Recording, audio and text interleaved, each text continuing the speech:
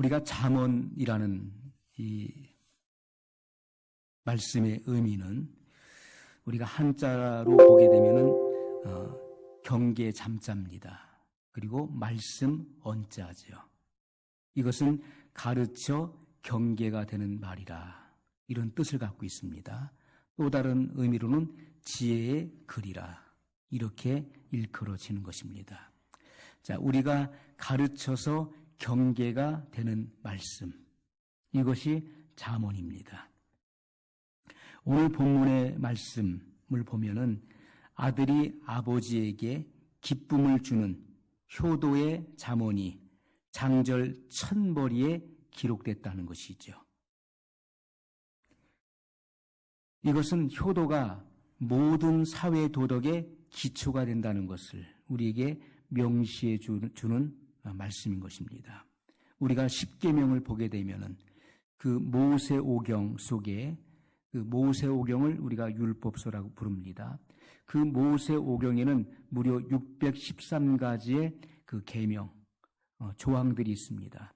계명은 하라 또는 하지 말라고 명령되어진 조항들을 의미하는데, 그 613가지의 그 많은 그런 계명이 있을지라도 그것을 압축하고 그것을 요약하면 십계명인 것입니다.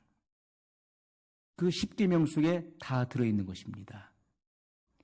하나님께서 모세에게 두 돌판에 그 계명을 새겨주셨는데, 첫 번째 돌판에는 1계명부터 4계명까지가 기록되어 있습니다. 거기에는 하나님에 관련된 계명인 것이죠. 그리고 다른 돌판에는 5계명부터 10계명까지 인류에 관한 계명이 기록되어 있는 것입니다. 이것은 인간이 반드시 지켜야 될 하나님의 법입니다. 그런데 그 두 번째 돌판인 인륜에 관련된 계명 중에서 첫 번째가 부모 공경이라는 것입니다. 내 부모를 공경하라. 이것이 인륜의 첫째가 된다는 것을 우리는 항상 기억할 수 있어야 됩니다. 자, 우리가 효가 무엇인가? 효라는 말이 성경에 나오는가? 나오지요. 우리가 디모데전서 5장 4절에 보면, 만일 어떤 과부에게 자녀나 손자들이 있거든 저희로 먼저 자기 집에서 효를 행하여 부모에게 보답하기를 배우게 하라. 이것이 하나님 앞에 받으실 만한 것이니라. 이렇게 말씀하고 있습니다. 우리가 효라고 하는 것은요, 한마디로 요약한다면 부모에 대하여 존경하다. 부모를 존경하는 것이 효인 것입니다. 여러분, 우리의 영적 부모님은 하나님 아버지이시죠. 우리를 창조하신 하나님은 영적 부모님이신 것입니다. 그래서 우리가 시편에 보면 다윗의 고백이 나옵니다. 시편 23편에 여호와는 나의 목자시니 내게 부족함이 없으리로다. 여호와는 나의 목자이시다. 이 목자라고 하는 말의 어원은 부모님인 것입니다. 이것은 하나님과 나와의 관계를 지금 설명해 주고 있는 거예요. 하나님과 나와의 관계는 사랑의 관계예요. 그리고 사람의 입장에서 하나님은 누구십니까? 절대 의존의 대상이라는 것이죠. 어린 아이에게 있어서 부모는 절대 의존의 대상이 되는 것입니다. 부모가 없이는 한순간도 살아갈 수가 없는 것이죠. 그러므로 시편 기자 다윗은 여호와는 나의 목자시니 나의 부모님이시니 내게 부족함이 없으리로다 라고 고백했던 것입니다. 여러분, 그래서 우리가 영적인 부모가 하나님 아버지이신 것처럼 우리의 육적인 부모, 나를 낳아주신 분, 우리의 육신의 부모를 반드시 공경해야 될 것을 성경은 말씀하고 있는 것입니다. 육신의 부모를 공경하지 못하는 사람은 절대로 눈에 보이지 않는, 우리 육안으로 볼 수 없는 살아계신 하나님 아버지를 공경할 수 없다는 것을 성경이 우리에게 증거하고 있습니다. 여러분, 우리가 하나님을 사랑한다는 것 또한 그것이 첫째 되는 계명이고 둘째는 내 이웃을 내 몸과 같이 사랑하라고 말씀하셨어요. 우리가 하나님 사랑의 객관적 증거는 이웃 사랑인 것입니다.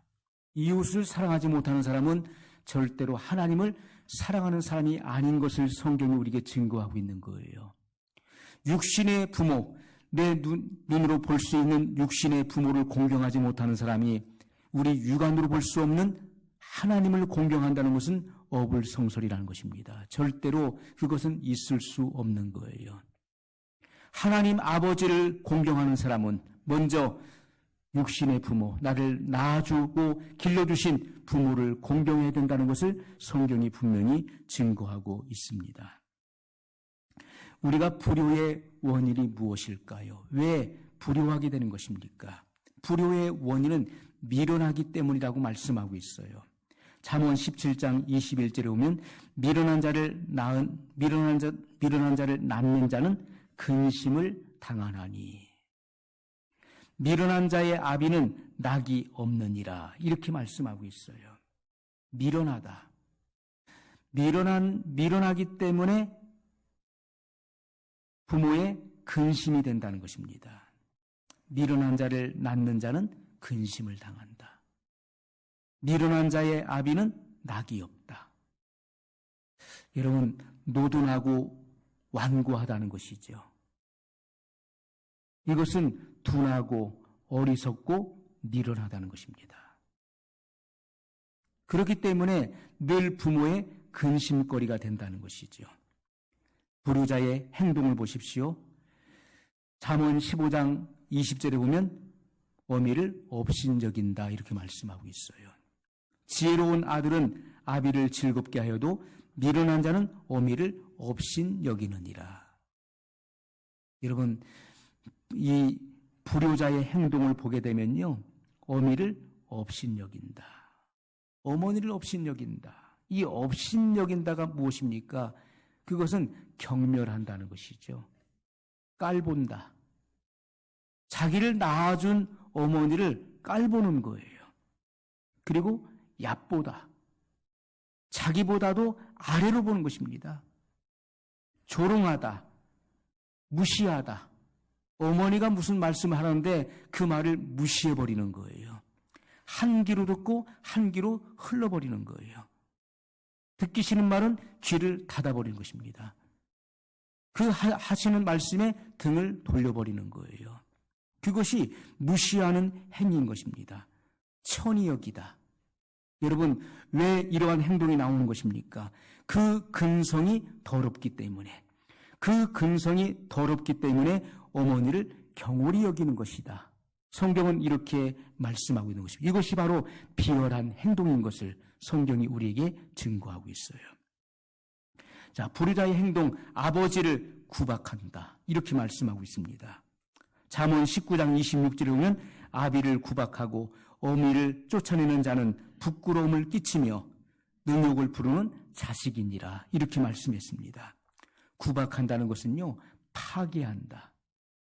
파괴시키는 거예요.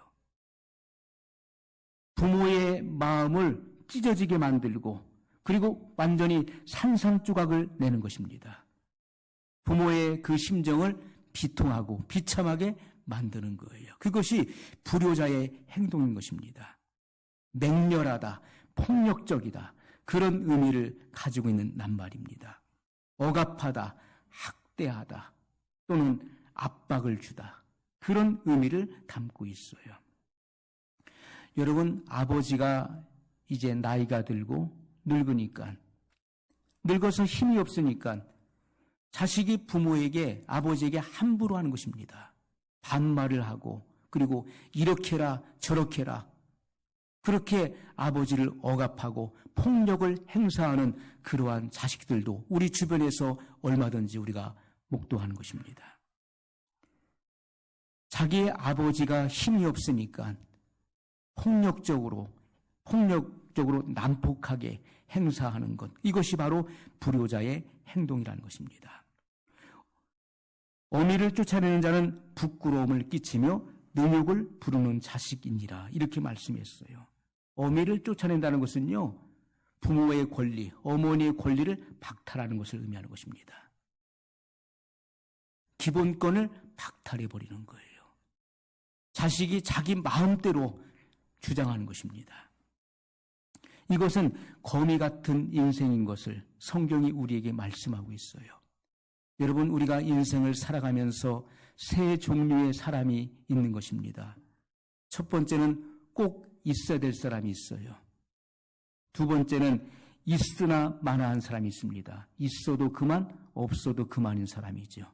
세 번째는 있어서는 안 될 사람이 있는 것입니다. 그것이 거미 같은 인생이에요.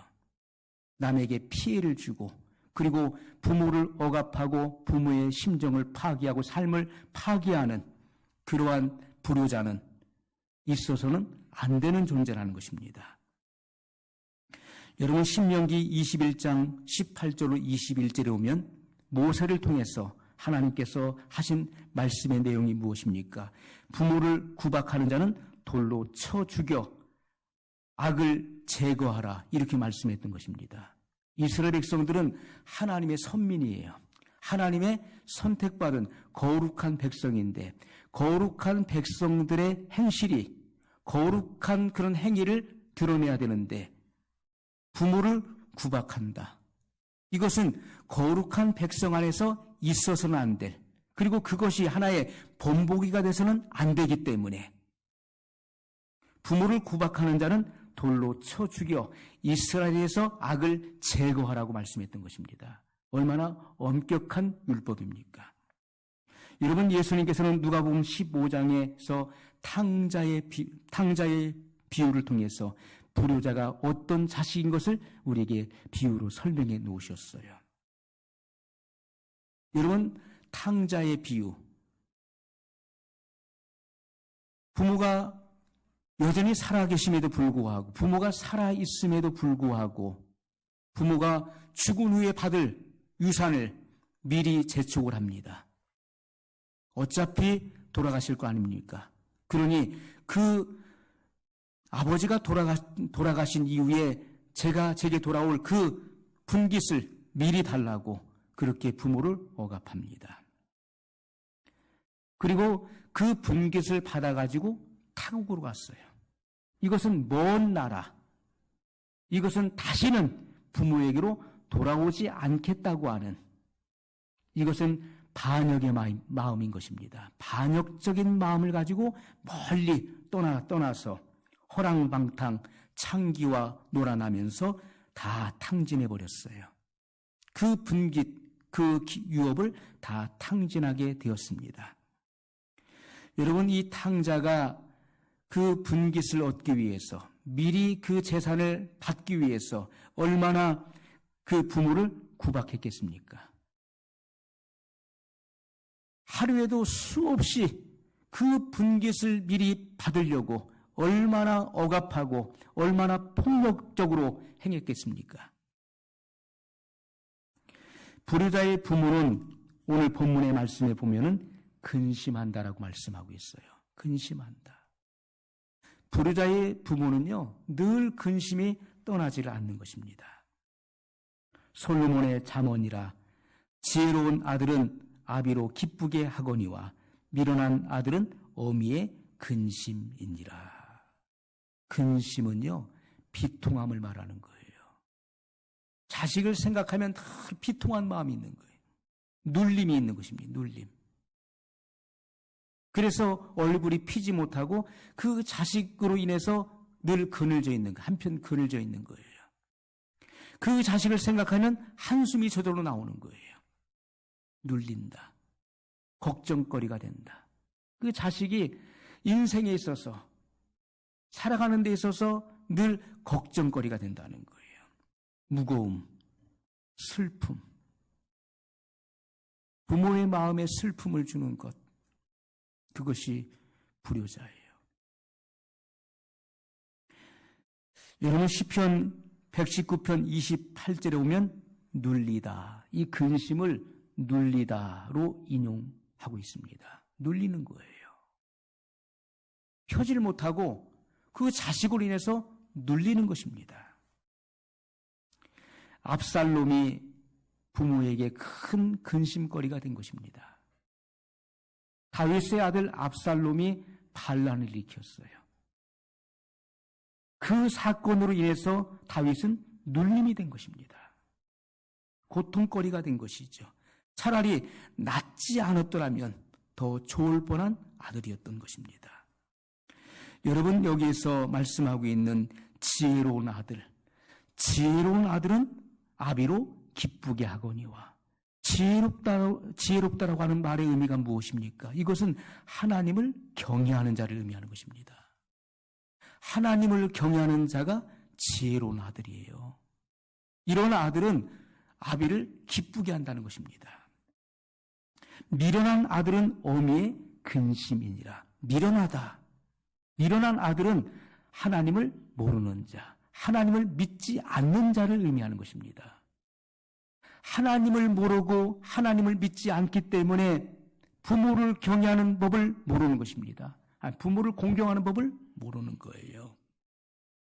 부모 사랑의 바른 실천이 없는 것입니다. 그렇기 때문에 부모에게 있어서 근심거리가 된다는 것이죠. 또한 재앙이 된다는 것을 말씀하고 있어요.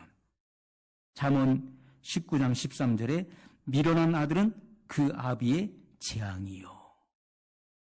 아버지에게 있어서 그 아들이 재앙이 된다는 것입니다. 화를 불러일으키는 거예요.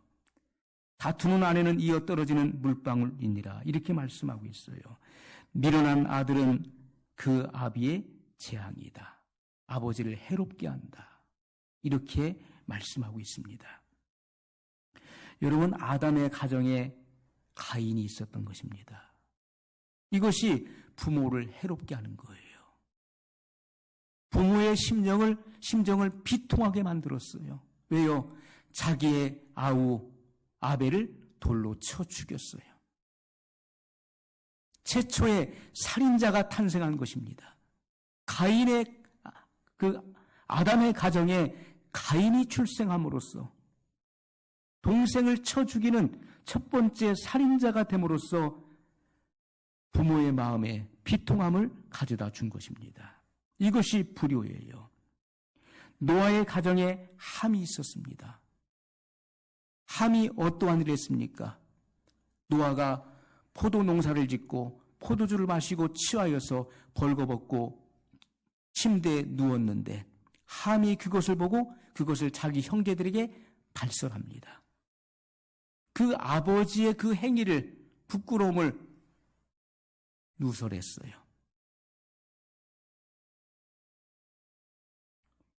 여러분, 우리가 사랑하게 되면, 부모를 사랑하면, 또는 우리가 형제나 우리 주변에 누군가를 사랑하게 되면 절대로 그의 단점과 허물을 말하지 않는 것입니다.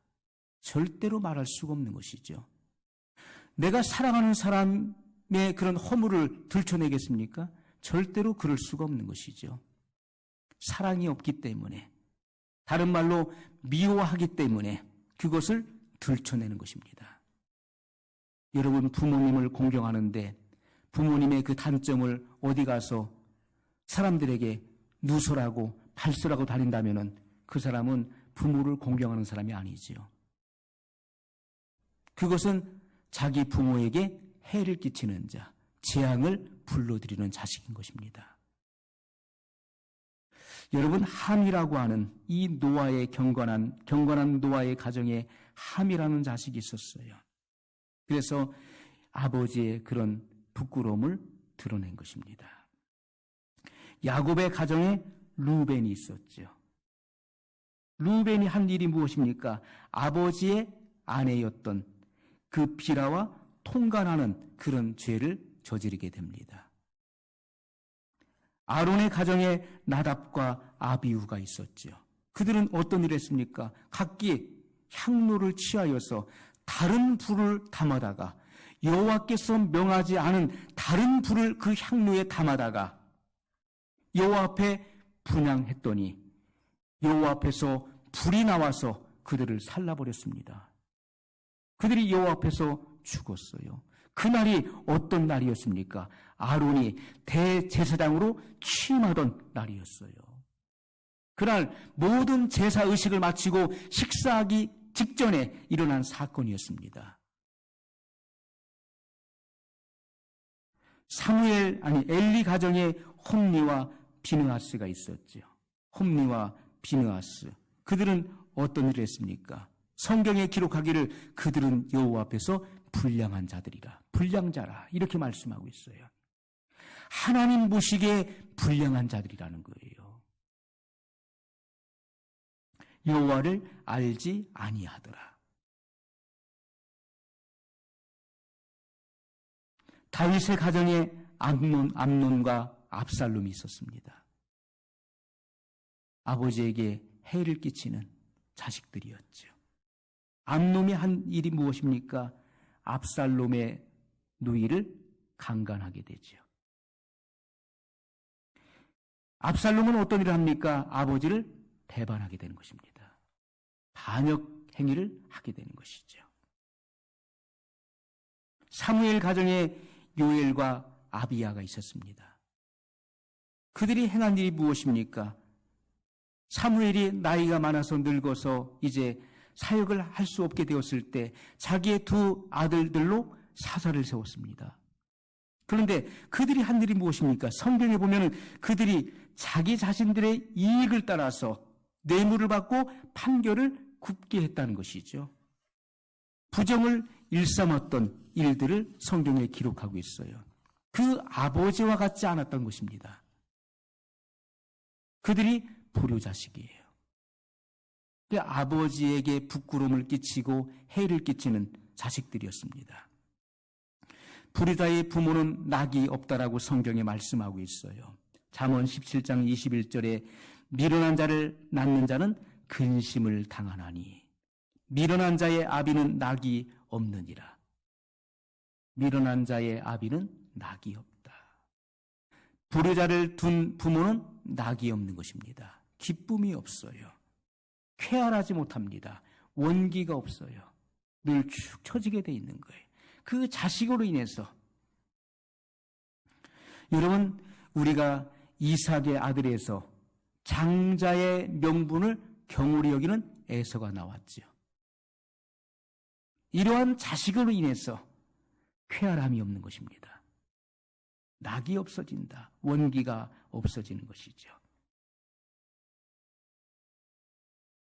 여러분, 불효자의 결과가 무엇입니까? 불효자의 결과, 그것은 부끄러움을 끼치고 능욕을 부른다. 이렇게 말씀하고 있어요. 잠언 19장 26절에 아비를 구박하고 어미를 쫓아내는 자는 부끄러움을 끼치며 능욕을 부르는 자식이니라. 부끄러움을 끼치며 능욕을 부르는 자식이다. 부끄러움은 수치를 당하게 만든다는 거예요. 누구에게요? 부모에게. 자식의 잘못된 그 언행으로 인해서 부모로 하여금 수치를 당하게 만든다. 그리고 실망시킨다. 부모가 자식으로 인해서 크게 실망을 하게 되는 것입니다. 여러분, 자식들은요, 부모님에게 실망을 끼쳐서는 안 되는 것입니다. 불효자를 둔 부모는 자식의 그 언행을 보면서 크게 실망하게 되는 거예요. 치욕을 준다. 치욕거리가 되는 것입니다.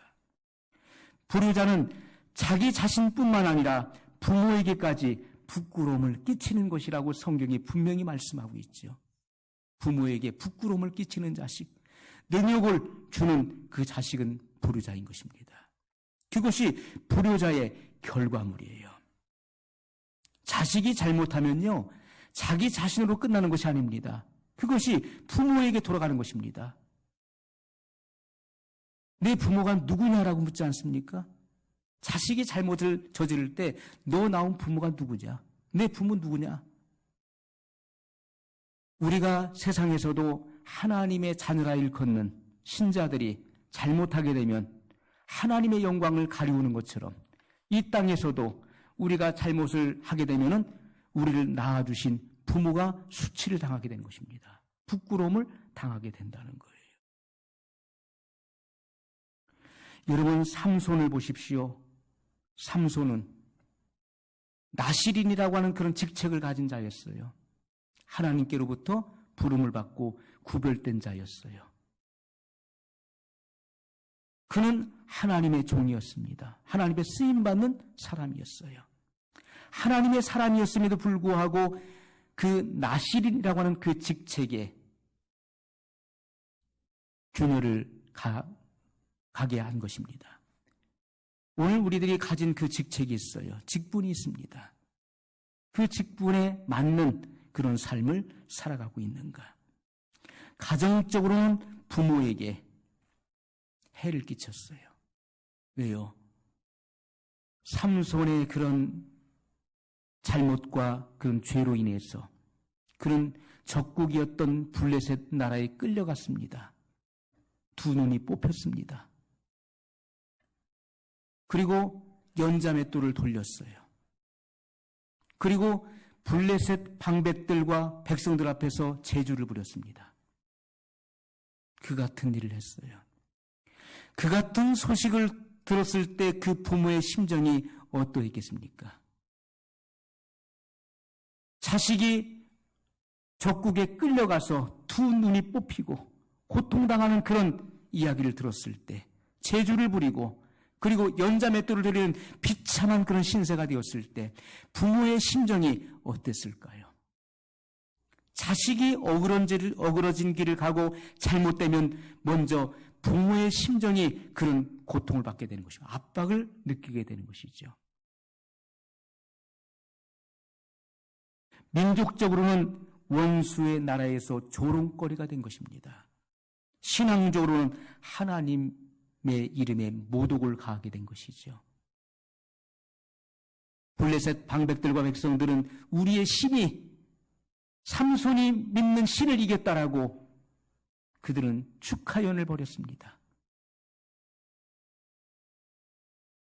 신앙적으로 하나님의 이름에 모독을 주는 그런 일들을 행하게 됐어요. 결국은 능욕을 부르는 결과를 가져오게 된 것을 보게 됩니다. 여러분, 그러므로 우리는 항상 효도하는 그런 자식이 되어야 될 것입니다. 효도. 우리가 효도가 무엇인가? 효도는 부모를 기쁘게 하는 것입니다. 효도는 부모를 기쁘게 하는 거예요. 먼저는 영적인 부모님이 되시는 하나님 아버지를 기쁘게 해야 돼요. 두 번째는 우리를 낳아주신 육신의 부모님을 기쁘게 해드려야 돼요.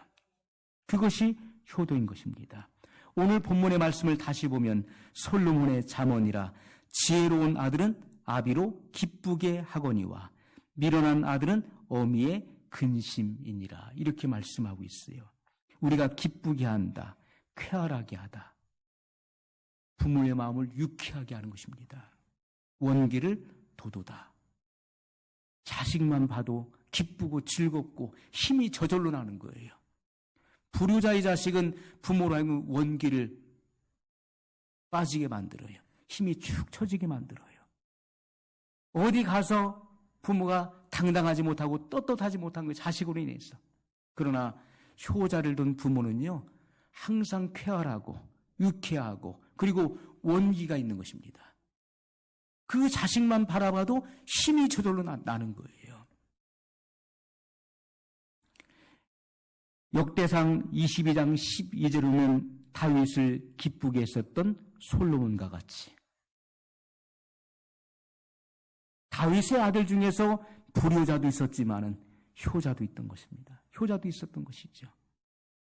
다윗을 기쁘게 했었던 솔로몬과 같이 우리는 부모를 기쁘게 해드릴 수 있어야 돼요. 부모를 기쁘게 하는 것이 자식의 의무요. 그리고 은혜에 대한 보답이라는 것입니다. 이것은 해도 되고 안 해도 되는 게 아니에요. 선택사항이 절대로 아니라는 것입니다. 부모님을 기쁘게 해드리는 것은 자식의 의무라는 것입니다. 이것은 반드시 이행해야 될 책임인 것입니다. 이것은 하나님께서 성경 말씀을 통해서 우리에게 지시하시고 명령하신 사항이라는 것이죠.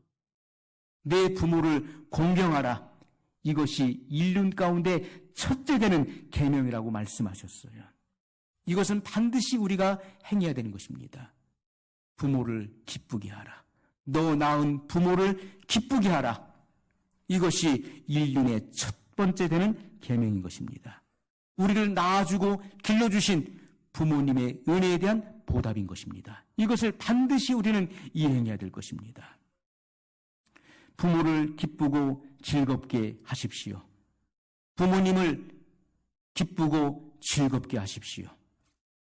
잠언 23장 25절에 내 부모를 즐겁게 하며 너 낳은 어미를 기쁘게 하라. 이렇게 명령하고 있습니다. 이삭이 아버지 아브라함에게 순종하여 기쁨과 즐거움을 드렸어요. 요셉이 자기 아버지 야곱을 즐겁게 해드렸어요. 요셉을 보면 기쁜 거예요, 요셉. 그 요셉이 아버지 야곱을 기쁘게 했다는 거예요. 그 마음을 평안하게, 그 노를 평안하게 했다는 것입니다. 여러분, 이 같은 효도는요, 하나님을 아는 지식을 소유할 때 가능한 것입니다. 하나님을 아는 지식, 성경 말씀을 통해서 하나님을 아는 지식이 들어오게 되면 그는 위로는 하나님 아버지를 공경하게 되고 경외하게 되는 것이죠.